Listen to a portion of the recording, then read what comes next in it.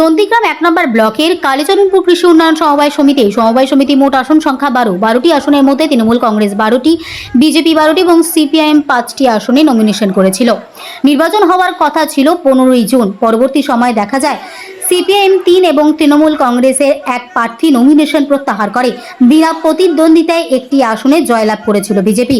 তৃণমূল কংগ্রেস সন্ত্রাস এবং ভয় দেখানোর অভিযোগ তুলে নমিনেশন প্রত্যাহারের বিষয়ে আজ ২৯শে জুন এই সমবায় সমিতিতে নির্বাচন ছিল। সকাল থেকেই প্রশাসনের কঠোর নিরাপত্তার মধ্যে দিয়ে নির্বিঘ্নে শেষ হয়েছে নির্বাচন শেষে ফলাফল দেখা যায় ১২টি আসনে ১২টিতেই জয়লাভ করেছে বিজেপি। সমবায় উন্নয়ন সমিতির নির্বাচনে জয়লাভে উচ্ছ্বাসিত বিজেপি কর্মী সমর্থকেরা।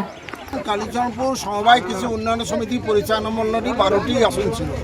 এই ১২টি আসনের জন্য গত ১৫ই জুন দিন নির্ধারিত করেছিল এবং ইলেকশন কমিশনের পক্ষ থেকে ঘোষণা করা হয়েছিল। ১৪ই জুন আমাদের জানানো হলো যে ইলেকশনটা পোস্টপোন হয়েছে। তার কারণ হিসাবে দেখানো হয়েছে সাফিসিয়েন্ট ফোর্স দিতে হবে। আমরা হাইকোর্টে যাই। ১৭ তারিখে হাইকোর্টে অর্ডার হয় যে অর্ডারের দিন থেকে ২১ দিনের মধ্যে ইলেকশনটা করতে হবে।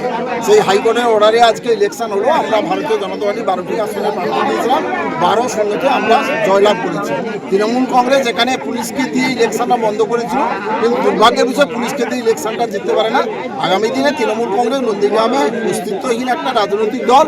যতগুলো সমবায় সমিতি নির্বাচন হবে সবগুলোতে তৃণমূল কংগ্রেস